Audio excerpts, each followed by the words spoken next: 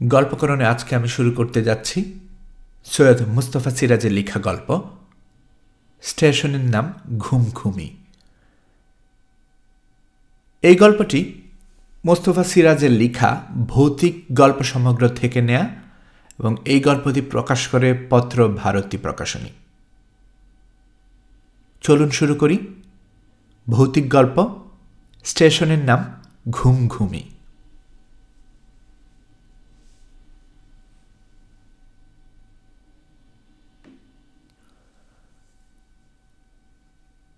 ভুল করে অন্য কোথাও নেমে পড়েছি নাকি? ট্রেন চলে গেলে কিছুক্ষণ ফেলফেল করে তাকিয়ে চারদিকে দেখতে থাকলাম। মানুষজন নেই, গাছপালা নেই। এ কেমন জায়গা রে বাবা? না, ভুল হয়নি। ওই তো হলুদ বোর্ডে লেখা আছে ঘুমঘুমি। দেখে স্বস্তি পেলাম। তারপর চোখে পড়ল রেলের পোশাক পরা এক লোক স্টেশনের উঁচু খোলামেলা বারান্দায় দাঁড়িয়ে আছেন। কোনো যাত্রী নামেনি, আমি ছাড়া। টিকিট নেয়ার জন্য কেউ নেই বলে মনে হলো। স্টেশনের পেছনে কোয়ার্টারটাও চোখে পড়ল। তখন নিচু প্ল্যাটফর্মে আস্তে আস্তে হেঁটে স্টেশন ঘরের দিকে এগিয়ে গেলাম। বলা বাহুল্য, খুব হতাশ হয়ে গেছি। এমন একটা অখাদ্য নির্জন স্টেশনে অরুণ মামা থাকেন, ভাবতেই পারছি না। চারদিকে ধুধু রুক্ষ মাঠ, কদাচিৎ দূরে একটা গাছ, সেও একেবারে ন্যাড়া। আর ওদিকে ছোটখাটো পাহাড় বা টিলা। রেল লাইনটা এই মাঠ পেরিয়ে দিগন্তে মিশে গিয়েছে। কেমন একটা শূন্যতা খাঁ করছে চারপাশে। রেলের পোশাক পরা লোকটি আমার দিকে তাকিয়েছিলেন। মুখে দাড়ি গোঁফ দেখে আমি সঙ্গে সঙ্গে চিনতে পারিনি অরুণ মামাকে। বললাম, আচ্ছা, স্টেশন মাস্টার অরুণ রায় কি আছেন না বদলি হয়ে গেছেন? এ কথা জিজ্ঞেস করার কারণ, অরুণ মামা আমাকে আসতে লিখেছিল সেই পুজোর পর, আর এখন বৈশাখ মাস। তারপর এতদিন আর কোনো চিঠি লেখালেখি নেই।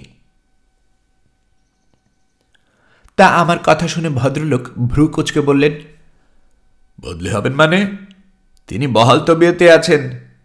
তুমি কোত্থেকে আসছো? কলকাতা থেকে। অরুণবাবু আমার মামা হন। অমনি ভদ্রলোক লাফিয়ে উঠে হাসতে হাসতে বলেন, শুকু তুই? ওরে, তুই এত বড় হয়ে গেছিস রে! হ্যাঁ, তোকে তো আর চেনাই যাচ্ছে না রে। আর আমিও দাড়ি গোফের আড়ালে অনেকদিন আগে দেখা মুখখানা আবিষ্কার করে ফেলেছি তক্ষুনি। বললাম, ও মামা, আপনাকে তো চেনা যাচ্ছে না। দাড়ি গোফ রেখে একেবারে সাধু সন্ন্যাসী হয়ে গেছেন যে। অরুণ মামা আমাকে জাপটে ধরে এগিয়ে গেলেন। স্টেশন ঘরের দরজার পয়েন্টসম্যানকে ডেকে বললেন, ভজুয়া, একে এসেছে দেখছিস? আমার ভাগ্নে সুকুমার। ভজুয়া আমাকে সালাম দিয়ে হাসল। অরুণ মামা বললেন, বাবা ভজুয়া, আমি একে কোয়ার্টারে নিয়ে যাই, তুই থাকিস। সন্ধে 6টার ডাউন আসার সময় হয়ে গেল, সিগন্যাল দিয়ে রাখ। ওকে আরো কিছু নির্দেশ দিয়ে অরুণ মামা আমাকে নিয়ে চলতে থাকলেন। গেট পেরিয়ে চটান মতো জায়গায় কুয়া আছে দেখলাম। কুয়াটার কাছে একটা দোহাতি মেয়ে বালতি করে জল তুলছিল। ঘুমটা টানলো আমাকে দেখে। অরুণ মামা বললেন, লক্ষ্মী বউ, বলো তো একে। বলতে পারলে না তো? আমার ভাগ্নে রে, ভাগ্নে, কলকাতা থেকে এসছে। তুই জল তুলে একটিবার আসবি, বুঝলি? একটা মোটে কোয়ার্টার। তার দরজার তালা খুলতে খুলতে অরুণ মামা বললেন, আমার বন্ধু বল, দেখাশোনার লোক বল, ওই ভজুয়া আর তার বউ লক্ষ্মী। একজন খালাসি ছিল ঝাটুয়া নামে, সে বেটা অনেক আগে চেষ্টা তদবির করে বদলে নিয়েছে, আর নতুন লোক আজ অবধি এলো না।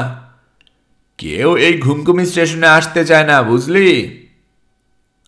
বললাম, কেন মামা? অরুণ মামা ঘরে ঢুকে বললেন, কেন তা বুঝতে পারছিস না শুকু? এই পাণ্ডব বর্জিত নির্জন জায়গায় কি কেউ থাকতে চায়? কিছুক্ষণের মধ্যে মানুষ এখানে হাঁফিয়ে উঠবে। আপনি যে আছেন, তাছাড়া ওই ভোজু আর তার বউ তো আছে। অরুণ মামা আমার প্রশ্ন শুনে একটু হেসে বললেন, এর কোনো স্পষ্ট জবাব দেওয়া সত্যি কঠিন রে সুকু। শুধু এতটুকু বলতে পারি, নির্জন জায়গায় থাকতে কোনো মানুষ হয়তো ভালোবাসে, যেমন ধর আমি। প্রথমে কিছুদিন ভালো লেগেছিল, তারপর খারাপ লাগতে শুরু করলো। তখন পড়াশোনায় মন দিলাম, রাজ্যের বইপত্তর কিনে আনি জংশন থেকে আর পড়ি। তারপর সয়ে গেল সব। এখন বরং এই জায়গা থেকে চলে যেতে হলে খুব কষ্ট পাবো। যাকগে, তুই 48 ঘন্টার জার্নিতে ক্লান্ত, বারান্দায় বালতিতে জল আছে, হাত মুখ ধুয়ে নে, আমি চা জল খাবারের জোগাড় করি। অরুণ মামা চোখ নাচিয়ে ফের বললেন, বুঝতেই তো পারছিস, সপাক খাই, কিন্তু আমার রান্নার স্বাদ পেলে আর কলকাতায় ফিরে ইচ্ছে করবে না তোর। আজ রাতে কি রান্না করব জানিস? মাঠার মাংস। অবাক হয়ে বললাম, পাঠার মাংস এখানে কোত্থেকে পেলেন মামা? মাইল 5 দূরে চণ্ডিকা দেবীর মন্দির আছে, কাল তোকে নিয়ে যাব সেখানে। মন্দিরের পুরোহিতদের সঙ্গে আমার খুব খাতির আছে রে, বলি পড়লে প্রাসাদী মাংস পাঠিয়ে দেন। বলে অরুণ মামা কেরোসিনের কোকার ধরাতে ব্যস্ত হলেন। আমি ভেতরের বারান্দায় গিয়ে বালতির ঠান্ডা জলে হাত মুখ পা রগড়ে ধুলাম। ক্লান্তি দূর হয়ে গেল। উঠোনের কোনায় পাঁচিল ঘেঁষে একটা প্রকাণ্ড জবা গাছে বড় বড় ফুল ফুটেছে। এই রক্ষী নিরস শ্রীহীন তেপান্তরে ওই ফুলগুলো দেখে কি যে ভালো লাগলো। ফুলগুলো যে সত্যিকারের ফুল বিশ্বাস করাই কঠিন। চোখ জুড়িয়ে যাচ্ছে তো বটেই। অমন গোলাপি পাপড়ি এবং হলুদ পরাগের জবা এর আগে কোথাও দেখিনি। তার চেয়ে আশ্চর্য ব্যাপার, জবা ফুলে গোলাপের মতো মিঠে ঝাঁঝালো গন্ধ কেন? কাছে গিয়ে খুঁজছিলাম পাশে কোথাও গোলাপ গাছ আছে নাকি, কিন্তু না, আর কোনো ফুল গাছ নেই, শুধু ওই একটাই জবা গাছ, প্রকাণ্ড ঝাড়। তাজ্জব হয়ে ভাবছি, একটা নতুন ব্যাপার দেখলাম তাহলে, জবা ফুলে গোলাপের গন্ধ। ঠিক সেই সময় পাঁচিলের উপরে একটা 10-12 বছরের মেয়ে মাথা দেখা গেল। আমি একটু চমকে উঠেছিলাম। তারপর মেয়েটি পাঁচিলের উপরে উঠে পা ঝুলিয়ে বসল। তখন সূর্য ডুবে গেছে ঘুমঘুমির মাঠে, ফিকে গোলাপি আলোটা মুছে গেছে। মেয়েটি হাসি মুখে আমার দিকে হাত বাড়িয়ে দিল। তার কুকরানো চুলগুলো ঈষৎ লালচে, চোখের তারা নীল, মেম সাহেবদের মতো, গায়ের রং ধবধবে ফর্সা। বললাম, কোথায় থাকো খুকুমণি? ফ্রক পরা খুকুমণি হেসে বাইরের দিকে আঙ্গুল তুলে দেখালো, কিন্তু বাইরে তো কোনো বাড়ি দেখিনি কোথাও। হ্যাঁ, একটা ছোট্ট ঘর আছে বটে, সেটা সম্ভবত ওই ভোজুয়ারায় থাকে। তাহলে ভোজুয়ারি মেয়ে? মেয়েটি হাত বাড়িয়ে এবার ফিসফিস করে বলল, একটা ফুল দাও না। যেই ফুল ভাঙতে হাত বাড়িয়েছি, পেছনে অরুণ মামা বলে উঠলেন, ও কি করছিস সুকু, ফুল তুলছিস নাকি? কখনো ওই কাজটি করবি না রে বাবা, ওই ফুলগুলো মানসিক করা, প্রতিদিন সেই চণ্ডিকার মন্দিরের লোক এসে নিয়ে যায়। অপ্রস্তুত হেসে বললাম, মামা, ওই মেয়েটা ফুল চাইছিল কি না তাই।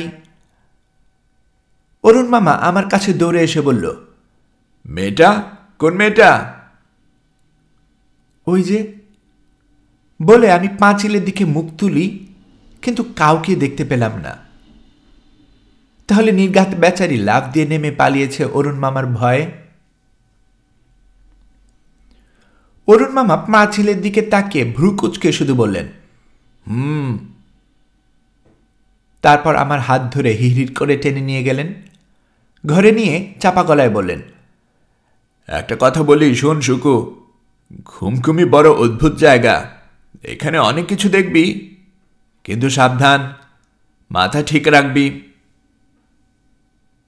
অবাক হয়ে বললাম, অনেক কিছু দেখব মানে কি? অরুণ মামা গম্ভীর মুখে বললেন, ওই যে মেয়েটাকে ছিল কে জানিস? আগেরকার অ্যাংলো ইন্ডিয়ান স্টেশন মাস্টারের ছোট মেয়ে মঞ্জু। বছর 10 আগে মঞ্জু ট্রেনে কাটা পড়েছিল। আনমনে লাইনের উপর খেলা করছিল, ট্রেনের হুইসেল শুনতে পায়নি। শিউরে উঠেছি সঙ্গে সঙ্গে। তাহলে কি আমি মঞ্জুর ভূত দেখলাম? অসম্ভব, আমি প্রত্যক্ষ দেখলাম। নিশ্চয় মামা আমার সঙ্গে তামসা করছেন। মনের তলায় ভয় এসে চুপি চুপি দাঁড়িয়েছে বটে, কিন্তু মুখের ভাবে সাহস রেখে হেসে বললাম, ভূতটাতে আমার বিশ্বাস নেই মামা। অরুণ মামা হাসলেন না একটুও, আরো গম্ভীর হয়ে বললেন, তুমি এখন সম্মত ছেলেটি হয়ে উঠেছ। ভূত প্রেতে বিশ্বাস না থাকারই কথা। বিশেষ করে কলকাতায় থাকো তুমি, সেখানে আলোর দেশ। কিন্তু বাবা সুকু, এ হলো অন্ধকারের দেশ। শহর তো দূরের কথা, গ্রাম বলতে ধারে কাছে কিচ্ছু নেই। সবচেয়ে কাছের গ্রামটির দূরত্ব 7 মাইল। অবশ্য দেবী চণ্ডিকার মন্দির আছে মাইল 5 দূরে, কিন্তু সেখানে থাকেন শুধু পূজারী আর তার একজন লোক। তাই বলছি, এই ঘুমঘুমি স্টেশনে অনেক বিচিত্র ব্যাপার তুমি দেখতে পাবে। অরুণ মামাকে অবিশ্বাস করাও তো যায় না। আমার মায়ের দূর সম্পর্কের দাদা এই ভদ্রলোককে অবশ্য খুব কমই দেখেছে আমাদের বাসায়। 2 বছর অন্তর একবার করে দেখা দিয়ে এসেছেন মাত্র, তারপর আর পাত্তা নেই। গত 2 বছরে অমনি বেমাল অমনি পাত্তা থাকার পর পুজোর ঠিক আগে একটা চিঠি পেয়েছিলাম। ঠিকানা দিয়ে আসতে লিখেছিলেন। আসার সময় পাইনি। হঠাৎ কদিন আগে মা কি যেন একটা দুঃস্বপ্ন দেখেন, খুলে বলেননি, কিন্তু তারপর থেকেই তাগিদ দিচ্ছিলেন ওই অরুণদার কাছে গিয়ে যেন খবর নিয়ে আসি, কেমন আছেন। তাই অমনি করে আসা। কিন্তু ওই অল্প স্বল্প পরিচয়েই অরুণ মামাকে যতটুকু জেনেছিলাম, মনে হয়েছিল উনি বেশ জেদি, গম্ভীর প্রকৃতির এবং সাহসী মানুষ, যাকে বলে ডান পিটে। এখনো বিয়ে করেননি। কাছের আত্মীয় স্বজন কেউ কোথাও নেই, একা থাকেন বরাবর। ওই মতো মানুষের পক্ষে ঘুমঘুমে আদর্শ জায়গা হলেও অবাক হওয়ার কিছু নেই। কিন্তু এমন ভুতুরে ব্যাপারের মধ্যে উনি পড়ে আছেন জেনে বেশ অবাক হলাম। ফের হেসে বললাম, তাহলে মঞ্জুকে আপনি অনেকবার দেখেছেন মামা? খুব জ্বালায় বুঝি? অরুণ মামা মাথা দুলিয়ে বললেন, হ্যাঁ, মেয়েটা পাজির পা ঝাড়া, সারাক্ষণ জ্বালায়। স্টেশনে আপন মনে কাজ করছি, হঠাৎ কাগজপত্র ছড়িয়ে দিয়ে পালায়। খিলখিল করে হাসতে হাসতে মাটির দিকে পালিয়ে যায়। ভজুয়াকে জিজ্ঞেস করে দেখিস না, ওকে কি কম জ্বালায়? ওর টিকি ধরে টানে, হাঁটুর পেছনে আচমকা সুড়সুড়ি দেয়, আর ভজুয়া আছাড় খায়। পাজি মেয়েটার জন্য বড্ড ঝামেলায় পড়তে হয় মাঝে মাঝে। একবার তো ট্রেন আসছে লাইন ক্লিয়ারের। বলতে বলতে হঠাৎ থেমে গিয়ে অরুণ মামা জানালার দিকে তাকিয়ে ধমক দিলেন, এই মঞ্জু, যাবি নাকি? তবে রে পাজি মেয়ে। উনি দরজা অবধি তাড়া করে ফিরে আসলেন। কেরোসিন কুকারের কাছে বসে কেটলির ফুটন্ত জলে চা পাতা ফেলে বিড়বিড় করে কি যেন মন্ত্র পড়তে থাকলেন। ততক্ষণে আমি বিস্ময় এবং আতঙ্কে ঘামতে শুরু করেছি। আগে জানলে কখনো অমন জায়গায় আসতাম না। ওরে বাবা, এ যে সারাক্ষণ ভূত প্রেত নিয়ে থাকা। ভয়ে ভয়ে জানালার বাইরে তাকাচ্ছিলাম। মঞ্জুকে দেখতে পেলে এবার নিশ্চয়ই ভিমড়ি খেতাম, সন্দেহ নেই। জানালার বাইরে আকাশে 2-3টে নক্ষত্র সবে ফুটে উঠেছে, সেই নক্ষত্র ছাড়া আর কিছু নেই। একটু পরে দুজনে বসে চা খাচ্ছি। অরুণ মামা বললেন, হ্যাঁ, আর যা বলছিলাম, এই স্টেশনে অনেক ট্রেন বা মালগাড়ি আসতে যেতে দেখবি। কোনোটাও থামবে, কোনোটাও যাত্রী নামবে, কিন্তু জেনে রাখো, কোনো কোনো মালগাড়ি মিথ্যে গাড়ি, তার মানে রেলগাড়ি নয়, স্রেফ ভুতুরে ট্রেন কিংবা ভুতুরে মালগাড়ি, যার যাত্রী, চেকার, গার্ড, ড্রাইভার, ফায়ারম্যান সবাই ভূতপ্রেত। যে যাত্রী নামবে সেও জানবে ভূত ছাড়া মানুষ নয়। তাই তো তখন তোমাকে নামতে দেখে আমি মনে মনে তৈরি হচ্ছিলাম, ভূত হলে আইসা থাপ্পড় কষাবো। শুনে আমি আতকে উঠে বললাম, ওরে বাবা। অরুণ মামা সস্নেহে আমার পিঠে হাত রেখে সান্ত্বনা দিলেন, পাগল, তোকে থাপ্পড় মারতাম নাকি? তুই তো মানুষ, দেখলেই চেনা যায়। এই প্রথম আমার মনে হলো অরুণ মামা আমার পিঠে যে হাতটা এইমাত্র রেখে তুলে নিলেন সেটা অস্বাভাবিক ঠান্ডা। জামার তলার পিঠে সে অংশটুকু যেন কতক্ষণ জমে নিঃসার হয়ে রইল।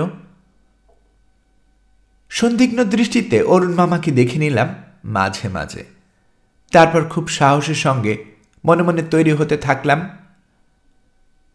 ঘুমঘুমিতে যখন এসে পড়েছি সহজে কাবু হব না, ভূতের সঙ্গে লড়াই করেই বীরের মতো প্রাণ বিসর্জন দেব। কিন্তু অরুণ মামা যে ভূত নন তার প্রথম অকাট্য প্রমাণ, তিনি তো মারা যাননি। মারা গেলে খবর পেতাম। আত্মীয় বলতে তো যতদূর জানি একমাত্র আমরাই আছি। দ্বিতীয় অকাট্য প্রমাণ, ভূত কখনো এমন চমৎকার চা কিংবা পাঁঠার মাংস রান্না করতে পারে না। ভূতের রান্না খেয়ে হজম করাও সহজ কথা নয়, অথচ দিব্যি হজম হয়ে গেল। ভূতের পাশে শুয়ে রাত কাটিয়ে সকালে নিজে জ্যান্ত আবিষ্কার করাও কি যায়? মোটেও না। সারা রাত গভীর ঘুমে ঘুমিয়েছি। অরুণ মামা ভূত হলে ঘাড় মটকাবার এমন সুযোগ কখনো ছাড়তেন না। অতএব খুশি হলাম যত, সাহসও পেলাম তত। অরুণ মামা যখন মানুষ, তখন ভজুয়া ও লক্ষ্মীও মানুষ ছাড়া ভূত নয়। কিন্তু হায় থাক, সে কথা পরে হবে। শুধু আগে স্টেশন মাস্টারের মেয়ে হতভাগিনী মঞ্জুর ব্যাপারটা ধাঁধা থেকে গেল। কতবার উঠোনের জবা ফুলের গাছের কাছে গিয়ে দাঁড়ালাম সারাটা সকাল, কিন্তু সে আর ফুল চাইতে এলো না। ফ্রক পরা সুন্দর অতটুকু মেয়েটা, বয়স আর কত হবে, 10-12 বছরের বেশি নয়। তাকে আবার দেখতে পেলে জিজ্ঞেস করতাম, ভূত হওয়াটা সুখের না দুঃখের? ভূতেরা থাকেই বা কোথায়? এক সময় হঠাৎ আবিষ্কার করলাম জবা ফুলগুলো তো কালকের মতো আর সুগন্ধ ছড়াচ্ছে না, স্বাভাবিকভাবে গন্ধহীন হয়ে গেছে আবার। তখন ভীষণ চমক লাগলো। তাহলে কি মঞ্জুর আবির্ভাবের সঙ্গে সঙ্গে সেই মিষ্টি গোলাপ ফুলের গন্ধের কোনো সম্পর্ক আছে? নিশ্চয়ই আছে। মঞ্জু এসেছিল বলেই জবা ফুলের মধুর গন্ধ ছড়াচ্ছিল। এই গন্ধ মঞ্জুই নিয়ে আসে।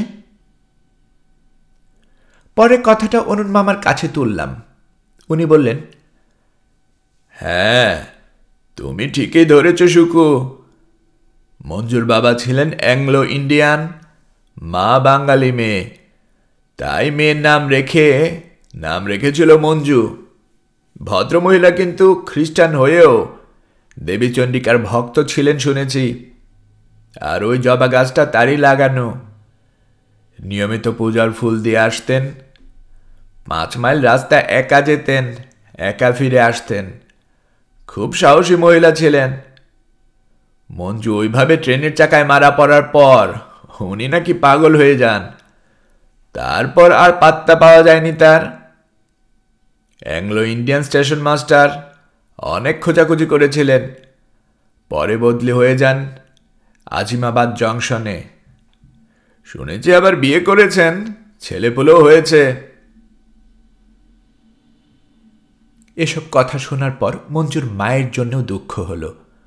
মঞ্জু তো ইচ্ছে করলেই ওর মাকে খুঁজে বের করতে পারে, ভূতপ্রেত পারে নাই বা কি? মাকে দেখা দিলে মায়ের প্রাণে শান্তি আসে। আচ্ছা, আবার যদি ফুল তুলতে আসে মঞ্জু, তাকে বলবে তার মায়ের কথা। কিন্তু আমার প্রতীক্ষা ব্যর্থ হয়, আর মঞ্জুকে দেখি না। জবা ফুলও সুগন্ধ ছড়ায় না। অমনি করে 2 দিন কেটে গেল। এই 2 দিনে আর কোনো অদ্ভুত ব্যাপার চোখে পড়ল না, তাই সাহস বেড়ে গেল। বিকেলে অনেকটা দূর অবধি রেললাইন ধরে একা বেরিয়ে এলাম। ফিরে এলে অরুণ মামা একটু বকাবকি করলেন, তারপর বললেন বেড়াতে গেলে যেন ভজুয়াকে সঙ্গে নিয়ে যাই। পরদিন বিকেলে মামার কথা মেনে ভজুয়াকে সঙ্গে নিয়ে বেরোলাম। ভজুয়া চমৎকার বাংলা বলতে পারে। সে এই স্টেশনে 10 বছর ধরে আছে। অনেক ভুতুরে ব্যাপার দেখে তার সয়ে গেছে। সেসব গল্প শুনিয়ে কান ঝালাপাড়া করে দিল সারা পথ। 8 মাইল যাওয়ার পর দেখে একটা ছোট্ট নদী, জল শুকিয়ে বালির চড়া পড়ে গেছে। এখানে ওখানে ছোট বড় পাথরে ছড়ানো আছে অজস্র। দূর থেকে মনে হবে একপাল হাতি দাঁড়িয়ে বা বসে আছে চুপচাপ। ব্রিজের উপর দিয়ে লাইনটা চলে গেছে দূরের দিকে। আমরা নদীতে নেমে গেলাম, একটা পাথরে বসে সূর্যাস্ত দেখতে থাকলাম। ভজুয়া লোকটি দেখি মহাগপ্পবাজ, অনবরত কথা বলছে। কান করছি না। এক সময় সূর্যাস্তের পর সে হঠাৎ থেমে চাপা গলায় বলে উঠল, খোকা বাবু, আর বেশিক্ষণ এখানে থাকা ঠিক নয়, উঠুন, এবার ফিরে যাই।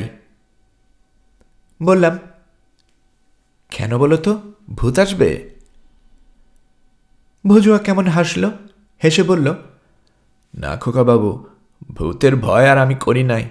আমার বউ তো করেই না, আপনার মামা বাবুও না, কেউ আমরা ভয় পাই না ভূত দেখে। তাহলে আর থাকা ঠিক নয় বলছো কেন? ভজুয়া ভয়ার্ত চোখে নদীর ধারে একটা টিলা দেখিয়ে বলল, ভূতের যে সাংঘাতিক একজন ওখানে থাকে খোকা বাবু, চুড়াইল। চুড়াইল কাকে বলে জানেন? চুড়াইল? সে আবার কি? শাকচুন্নি না কি যেন বলে আপনাদের বাংলা মূল্যকে। কালো কুচকচে গায়ের রং, মুখটা প্যাঁচার মতো, লম্বা শরীর, চোখ দুটোর পাতা নেই, তাই পলক পড়ে না, মেয়েদের মতো সাদা কাপড় পরে থাকে। আর খোকা বাবু, তার পা দুটো পিঠের দিকে, মানে উল্টো দিকে ঘোরানো। উল্টো পায়ে হেঁটে ধীর তাকে সে আপনার দিকে এগিয়ে আসবে। আপনাকে সে মন্তর দিয়ে আটকে ফেললে আপনি নড়তেও পারবেন না। তারপর এমন একটা বিচ্ছিরি চেঁচানি চেঁচিয়ে উঠবে, তা শুনলে রক্ত ঠান্ডা হয়ে যাবে খোকা বাবু। তাই বলছি, এবার চলে আসুন। হো হো করে হেসে বললাম, ভজুয়া, তুমি ভেবো না, তোমাদের চুড়াইল আমার একটুও ক্ষতি করতে পারবে না। ভজুয়া পাথর থেকে নেমে দাঁড়ালো, বলল, খোকা বাবু, আপনার ভালোর জন্য বলছি, এখন চুড়াইলটা বেরোবার সময় হয়েছে। জেদ ধরে বললাম, তুমি যাও ভজুয়া, আমি যাব না। ভজুয়া আবার কি বলতে যাবে, আচমকা সেই টিলার দিকে তীব্র চেরা গলার চেঁচানি শোনা গেল। কতকটা এরকম, ভজুয়া ঠিক বলেছিল। এই চিৎকার কখনো মানুষের তো নয়ই, কোনো জন্তুরও নয়। পৃথিবীর কোনো শরীরী প্রাণী অমানবিক চিৎকার করতে পারেই না। ওই চিৎকার শুনলে সত্যি গায়ের রক্ত হিম হয়ে যায়, হৃৎপিণ্ডে খিল ধরে, শ্বাস প্রশ্বাস ফেলতেও মন থাকে না। ভজুয়াকে দেখলাম চোখের পলকে ব্রিজের উপরে পৌঁছে গেছে। আমার পা দুটো আটকে গেছে নদীর বালিতে। পাথর থেকে নেমেছি, কিন্তু পা তোলার ক্ষমতা নেই। সেই অবস্থায় টিলাটার দিকে তাকিয়ে দেখি, হ্যাঁ, একটা আবছা মূর্তি তরতর করে নেমে আসছে আমার দিকে। ওই তাহলে চুড়াইল, এবং সত্যি আমি আটকে গেছি, নড়তেও পারছি না। কয়েক মুহূর্ত পরে নদীর কিনারায় পৌঁছে গেল চুড়াইলটা। তারপর পাথর ডিঙ্গিয়ে আমার দিকে এগিয়ে এলো। যে পাথরে বসেছিলাম একটু আগে, সেটার উপর এসে দাঁড়াতেই তাকে স্পষ্ট দেখতে পেলাম। ভজুয়া ঠিকই বলেছিল, অমন কুৎসিত ভয়ঙ্কর চেহারা আমি কখনো দেখিনি, কল্পনাও করিনি। এই আবছা অন্ধকারে তার চোখ জোড়া জ্বলজ্বল করছে, নিষ্পলক চোখ। তারপর সেই বিকট চিৎকার করে উঠল আগের মতো, আই হি হি হি হি। আমার কানে যেন ঠান্ডা বরফের সূচ ঢুকে গেল। সঙ্গে সঙ্গে জ্ঞান হারিয়ে ফেললাম। যখন জ্ঞান হলো বুঝতে পারলাম না কোথায় আছি। একটু পরে টের যেন পেলাম শক্ত মাটিতে শুয়ে আছি এবং কে আমার মুখে জলের ঝাপটা দিল। তখন চোখ খুলে দেখি একটা পিদিম জ্বলছে। বদ্ধ এবং ছোট্ট একটা জায়গায় আমি নগ্ন পাথরের মেঝেই শুয়ে আছি। ধুরমুর করে উঠে বসতেই কে হিন্দিতে বলল, তবিয়ত ঠিক হে বেটা, শরীর ঠিক আছে তো? একজন লেংটি পরা জটাজুটধারী সাধুকে দেখতে পেলাম আমার পিছনে বসে আছেন। তার এক হাতে একটা পিদিম, অন্য হাতে জলের লোটা। এবার লোটাটা এগিয়ে দিয়ে বললেন, পিও বেটা, জল খাও। ঢকঢক করে জল খেয়ে মাথা এবার পরিষ্কার হয়ে গেল। বললাম, আমি কোথায় আছি? সাধু বললেন, আমার ডেরে আছো বাবা, কোনো ভয় নেই। কেমন করে এখানে এলাম? আমি তুলে নিয়ে এসেছি। নদীর চড়ায় অজ্ঞান হয়ে পড়েছিলে, ভাগ্যিস তখন আমি যাচ্ছিলাম নদীর বালির খুঁড়ে জল আনতে, নয়তো খুব বিপদে পড়ে যেতে। এইসব পাহাড়ে খুব চিতাবাঘের উপদ্রব আছে, মরা ভেবে তোমাকে খেয়ে ফেলতো। ভগবানের দয়ায় তুমি জোর বেঁচে গেছো বেটা। বলে সাধু হাসতে থাকলেন। বললাম, তাহলে দেখছি চুড়াইলটা আমাকে মেরে ফেলতে পারেনি। সাধু গম্ভীর হয়ে তাকালেন আমার দিকে, বললেন, চুড়াইল? হ্যাঁ সাধু বাবা, আমি একটা চুড়াইলকে দেখে আর তার চিৎকার শুনে জ্ঞান হারিয়ে ফেলেছিলাম। সাধু আবার হু হু করে হেসে উঠলেন। ও বুঝেছি, তুমি কাকে চুড়াইল বলছো। বেটা, বোকা লোকেরা তাই রটিয়েছে বটে, ও চুড়াইল নয়, তোমার আমার মতোই মানুষ। মানুষ? অবাক হয়ে বললাম, হ্যাঁ বেটা, ও এক হতভাগিনী মেয়ে, পাগলি। ওই পাহাড়ের একটা গুহায় থাকে। খিদে পেলে দূর দূরান্তের গ্রামে রাতে গিয়ে খাবার চুরি করে এনে খায়, কারণ ও ভিক্ষে চাইলে কেউ দেয় না। ওর চেহারাটা আগুনে পুড়ে বিভৎস হয়ে গেছে। কেন সাধু বাবা? ওর একমাত্র মেয়ে ঘুমঘুমি স্টেশনে ট্রেনে কাটা পড়ে মারা যায়। সেই শোকে ও পাগলেনি হয়ে কোথায় যেন চলে গিয়েছিল। পরে ফিরে এলো যদি, কে ওই নির্জন স্টেশনে ওকে খেতে পড়তে দেবে? পেটের জ্বালায় বেচারি গ্রামে ভিক্ষে করতে যেত, আর ওই সেই মেয়ের বয়সী কোনো মেয়ে দেখলেই তার দিকে তাকিয়ে থাকত। একবার কি হলো, বিহারের ওইসব গায়ের অশিক্ষিত কুসংস্কারচ্ছন্ন সব মানুষ ওকে ডাইনি ভেবে আগুনে পুড়িয়ে মারবার চেষ্টা করল। দৈবাত সেই গ্রামে পুলিশ এসেছিল সেদিন। পুলিশ এসে হতভাগিনীকে উদ্ধার করে হাসপাতালে নিয়ে যায়।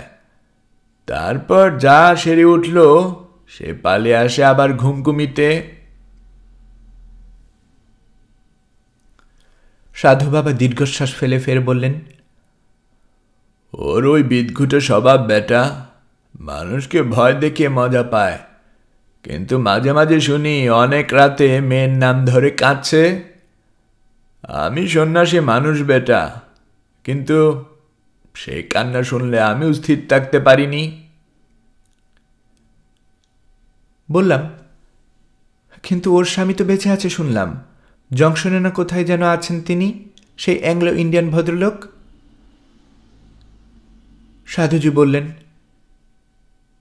সে খোঁজ কি আমি নেইনি। তিনি বছর পাঁচেক আগে চাকরি ছেড়ে সপরিবারে অস্ট্রেলিয়ায় চলে গেছেন। সেই ঠিকানা জোগাড় করতে পারিনি। যাকগে, অনেক রাত হয়েছে, এখন এই সামান্য রুটিটুকু খেয়ে ভগবানের নাম করে শুয়ে পড়ো বেটা। বহুত তকলিফ হবে জানি, কিন্তু কি আর করবে, এ তো সাধু সন্ন্যাসীদের গুহা। এখন নির্ভয়ে ঘুমাও, সকালে তোমার পরিচয় হাল হদিস শুনব। এখন তুমি অসুস্থ। বলে সাধুজি একটা কম্বল পেতে দিলেন। কোণা থেকে শালপাতার একটা রুটি এনে সামনে ধরলেন। বললাম, বরং আমাকে স্টেশনে পৌঁছে দিন সাধু বাবা। মামা খুব ভয়ানক চিন্তায় পড়বেন আমি না ফিরলে। সাধুজি অবাক হয়ে বললেন, স্টেশন? কোন স্টেশন? আর তোমার মামাই বা কে? কেন, ঘুমঘুমি স্টেশন। আমার মামা সেখানকার স্টেশন মাস্টার। সাধুজি সদিগ্ধ দৃষ্টিতে তাকিয়ে বললেন, কি বলছো তুমি? ঘুমঘুমি তো কবে থেকেই পড়ো হয়ে আছে। সাইনবোর্ডে আর ভাঙ্গা স্টেশনঘরের গায়ে বড় বড় ইংরেজি হরফে লেখা আছে অ্যাবান্ডান্ড। আমি হতভম্ব হয়ে বললাম, অসম্ভব। আজ 3 দিন ধরে সেখানে আছে আমি। ঘুমঘুমের টিকিট কেটেই তো সেখানে পৌঁছেছিলাম। সাধুজি হু হু করে হেসে উঠলেন, এ ছেলেটার মাথা গড়বড় হয়ে গেছে। ঘুমঘুমি স্টেশনের নামে টিকিটেই নেই। তুমি নিশ্চয়ই ভুল করছো।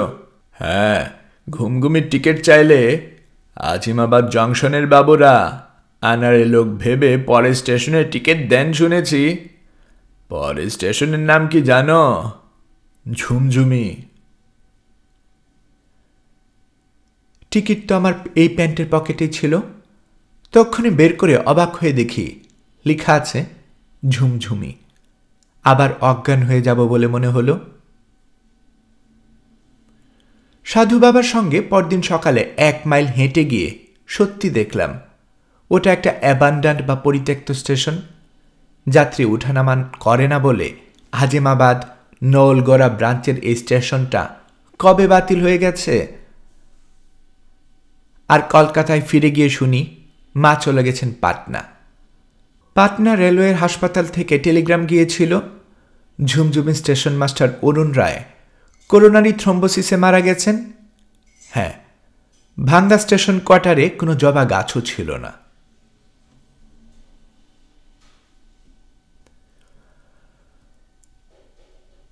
গল্পকরণে এতক্ষণ আপনারা শুনছিলেন সৈয়দ মোস্তফা সিরাজের লেখা ভৌতিক গল্প স্টেশনের নাম ঘুমঘুমি।